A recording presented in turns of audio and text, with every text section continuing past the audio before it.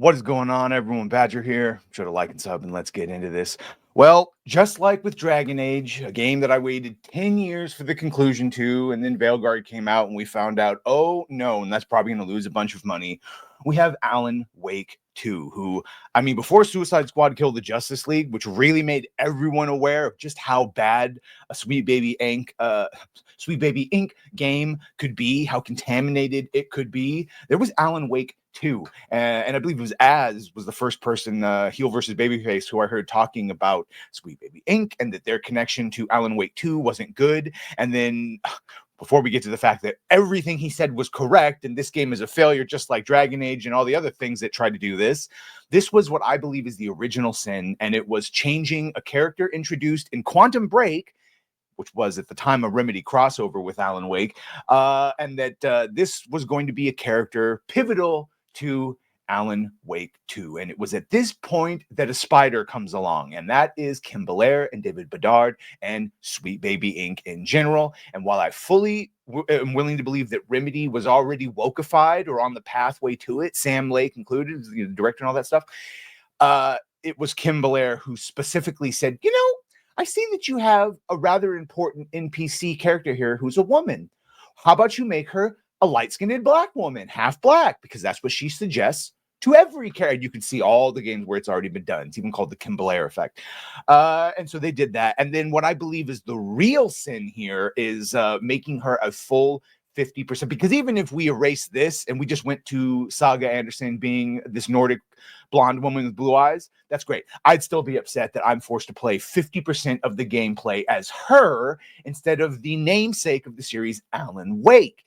And that is one of the reasons, and that brings us to today's story of why Remedy has just revealed that the Sweet Baby Inc. infected, produced, helped, influenced by, whatever you want to call it, I have only sold 1.8 million copies, which might sound like a lot, but it's not. It's really, really not. They probably were hoping to sell of the over 6 to 10 million units, and even that would have probably been low. But here we go. We told them not to do these things. We told them why it alienates the players, and they do it anyway, and this is the result.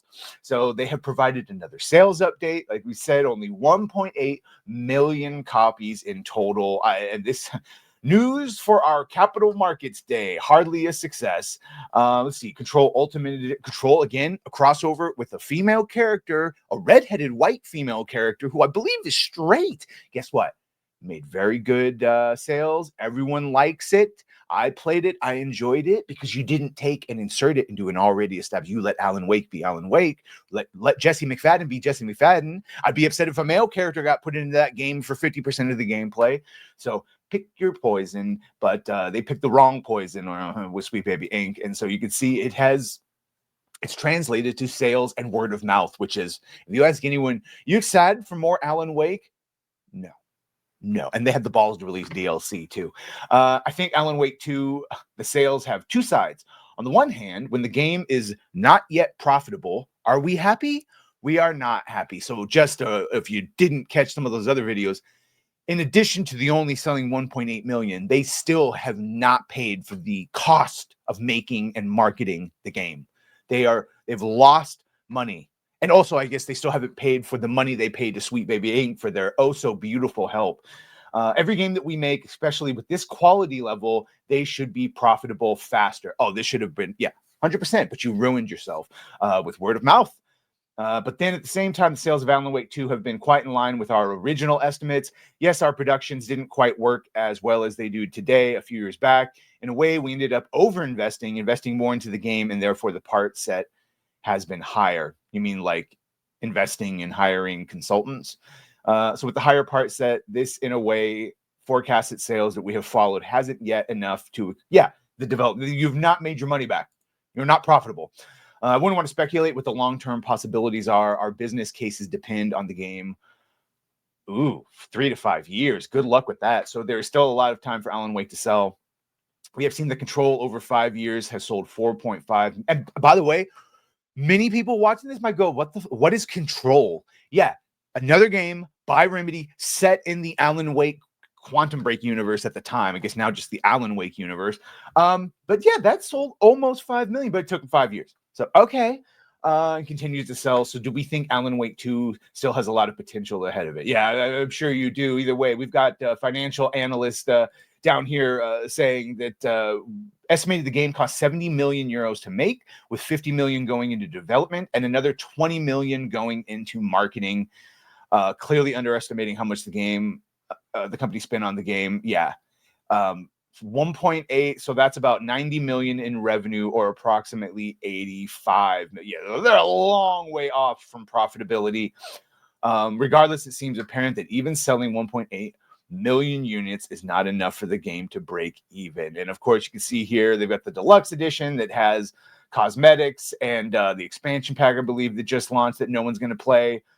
The last time the company had provided sales data for the game, it was revealed it sold 1.3 million units at the beginning of January. So they've gone from 1.3 in January to 1.89 at the end of the year.